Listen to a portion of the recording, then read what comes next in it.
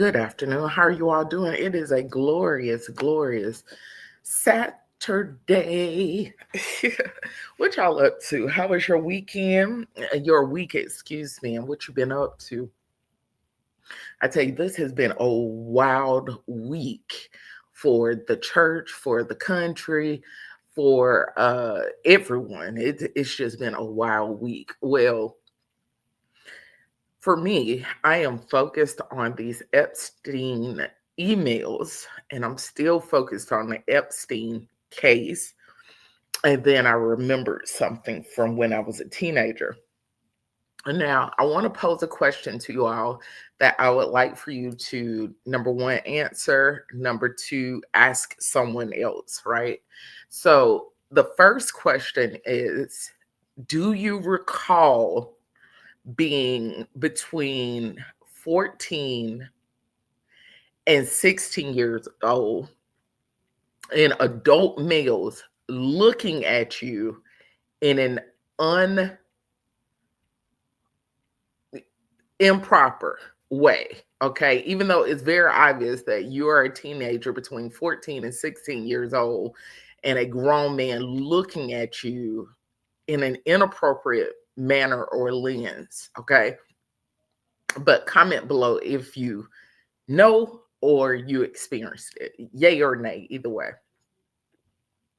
The next thing is, I don't think that people realize that by running with the planted story about Bill Clinton and Donald Trump, which that's not in the emails, okay? Let's make that clear. That has been vetted and proven. That is not in the emails at all, nowhere, okay? It was and it is a planted story to prove or sell the narrative that the emails are fabricated and are not true, because there is not one single solitary shred morsel of proof of this sexual encounter that they're saying that occurred between Clinton and Trump. And number two, here's the other thing about it. People have not realized, especially us, Black people, do not realize how sophisticated the machine of Trump really is. Like, we keep looking at this from a very non 21st century antiquated lens. And what I mean by that is we're not discerning about things to understand they plant stories. Number two, they use bots a lot. The first time they really start using their bots, it was with the allegation that President Obama was not American and the whole birth certificate thing. I don't know if you remember that or not, but that was the inception. That was the tip of the spear when they started using bots to really promote their propaganda and everything. Number two, during the election cycle, and the bots were being used so much, that's why you started seeing some social media platforms, if you type something that wasn't true, it would alert you. It's not going to allow you to post it because it wasn't true. Well, those parameters, if you notice, they've been removed. So people, these bots in that Trump camp, they do post things that are not true to distract you. And it frustrates me because as our community, we don't pay attention to the strategic approach that these people are using. It is highly sophisticated. Less than 12 hours after those emails were released, you could tell that it was an organized implementation. Because let me show you, when it first came out with the first three emails, right? Trump and his camp immediately sequestered themselves in the Situation Room. Immediately. Okay. They went and shut themselves in there because they were, in fact, coming up with a strategy. When they came out, Then you see the planning of the Clinton story. Okay, that's your first wave of distraction. Second wave of distraction is when they started talking about, he told the USDA that it's required for all SNAP beneficiaries to reapply for SNAP now. That's just another way to distract you from focusing on the truth, which is the real emails and the real victims.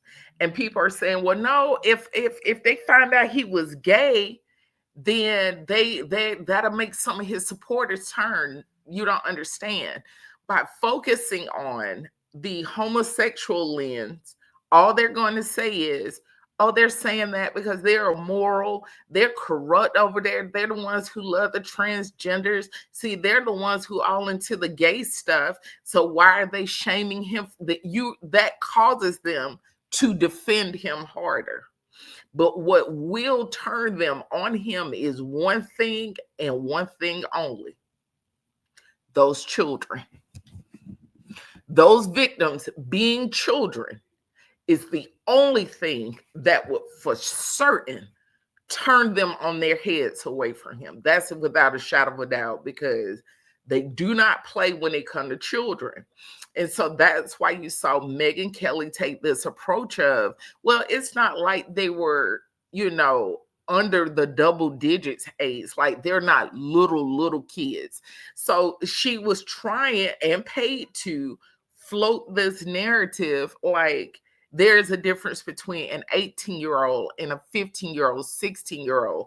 We can't look at them the same. So they were trying to numb it with that. But when they realized that's not going to be an effective method, they went ahead and put their bots to work. Because all they're going to do is say, oh, the left, they're so perverse, they're so perverted, they're focused on gays. And as long as we go with that, you will not get consequences for him. You will not see prison time for him. You will not see his forced resignation as long as you all focus on the planted story about Clinton and Trump being intimate together. That's the reality of it. That's why they dropped it. And then the other part of that is, by them focusing so hard on the lie, the planted story about Clinton and Trump, they're going to turn right back around and say, oh, that crushes the validity of these allegations. And it's not true. I mean, look, it's everywhere. They're saying this about the president, talking about having a homosexual relationship. Who thinks that way? Who would think that way? That's how that's going to go. And it is so far, I have to acknowledge, it's working. Do you hear me? It is working. It shouldn't be working, but it is working. And because of that, we have to stop being so non-discerning about the information that we put out. It's not helping that they're making jokes about him and Clinton and oral sex and all of this stuff. That's exactly what they want. And that's the thing. It sheds a light that we really don't care about the victims, because we are more fixated and sharing more content about two grown men allegedly lying, fake, had a gay liaison.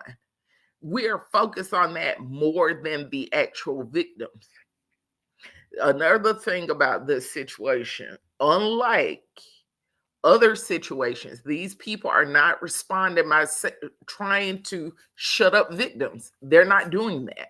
They're trying to keep your attention away from him being convicted, okay? They are not saying, oh, these victims want money. Oh, they're trying to sabotage them. Oh, they're just so jealous of them. Oh, they're doing that because of their race. Oh, the left is racist. Oh, they don't like white people. They're always demonized. They're not doing that. They're not doing that to those victims. They're not. Okay. So the way all of this is moving, people want him out of office. They have what they need to do it, but they're falling for the strategy. I mean, I can admit it. The Trump administration has a very highly skilled machine. It's no question about it. It never failed. Something released on the news, they go have a meeting 6, 7 hours later, they come back out, all of a sudden something is circulating. They have a very highly skilled, proficient team. It's a machine. I'm not kidding you. It is a full blown machine. Now, another thing our first lady was talking to us about this morning is that after this whole thing happened with Vance and that lady crotch to crotch and hugging and she running her hands through his hair and all of this, it seems like the timing of all of this, two people are involved as far as getting these emails released, Vance and Prince Andrew. Because, like she said, a prince, a royal prince, is not going to lose his status, his title, and and Trump not get consequences. Uh-huh. Them Mountbattens into Windsors, that royal family has enough money to pay to make sure that information get to the right person. So it's not coincidence that right after Prince Albert lost and was stripped of all of his royal titles, he is no longer in the line of succession at this time, which is a big deal historically if you follow royal family, um, their history and what it means. That's a historical move that was taken. And it was done by his own brother, King Charles. So he is removed from the line of succession, which changes the trajectory for the family itself. But and then the daughters, Eugenia and I forgot the other one name, they got to keep their royal titles and statuses, but Prince Andrew didn't. And then this goes back to Prince Andrew knows way more than we realize. We want to realize. That's why I know he's involved. Listen, Prince Andrew used to be here in the States all the time. All the time. He was coming back and forth to New York all of the time. I remember that. I distinctly remember that. So it wouldn't be shocking for him to have a relationship with Trump Epstein, because that's where they were hanging out at, up there in New York. So, like our first lady said this morning, you think a royal family going to end up being one of their own going to end up stripped and that family don't respond? No, it's going to be consequences for everyone. If Andrew going to take consequences, the prince, then everybody else is. And they're making sure that estate didn't just up and decide to release those emails. No, the Windsors are moving behind the scenes and they have the money, the power, and the connections to make things happen. Even giving the right money or whatever to those within the Epstein, estate to get what they need, because they're not going to let Andrew fall by himself. You can rest assured of that.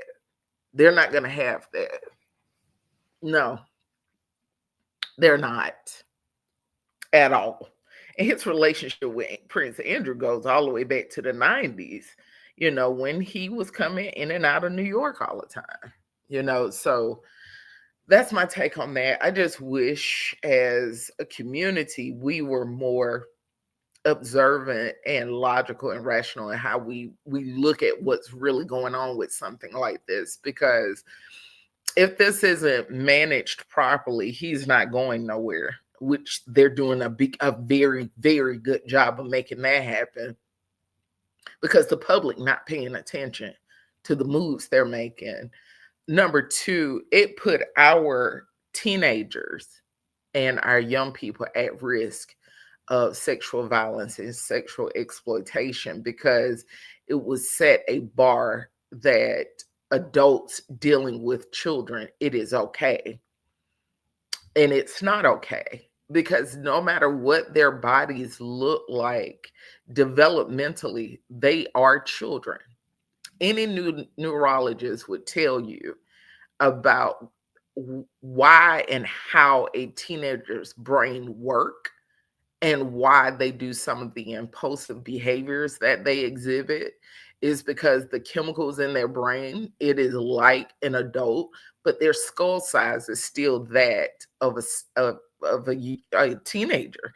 So it doesn't process information the same way, right? And so that's when you start seeing them dealing with depression and other things, and it's just part of human development, right? So for very influential networks and wealthy people try to change what is deemed predatory behavior because they are perverted and messed up, we all as citizens need to be very concerned, because today is over 1,000 victims. They say Epstein had over 1,000 victims. Did you hear that number?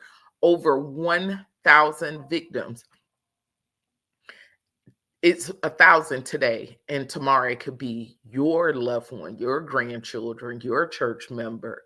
And it would set a precedence for predators, who are in places of power, such as employers, churches, and things like that, to continue committing these crimes. And not only that, those crimes becoming more grotesque, perverted, and dark. So that's my 2 cents and a quarter on that. I am genuinely, deeply, deeply, God is my witness, I am very, very concerned about this. And I've been tracking because I can't help it, that we're talking about children. That means a great deal to me, because it doesn't have to be my children for me to care about the well-being of a child. Right is right and wrong is wrong. And I would want someone to advocate for my child if something like this happened. I would want someone to keep the spotlight on the facts to ensure justice for my child. And something else to think about. These are not poor children. We're talking about people who had wealthy children this was happening to. So if they'll do it to the rich kids, imagine what they'll do to the working class or the poor kids. I'm just saying, if we don't handle this properly. But I will be back to talk a little bit with you about the church and what I discovered this week. Talk to you soon. Bye.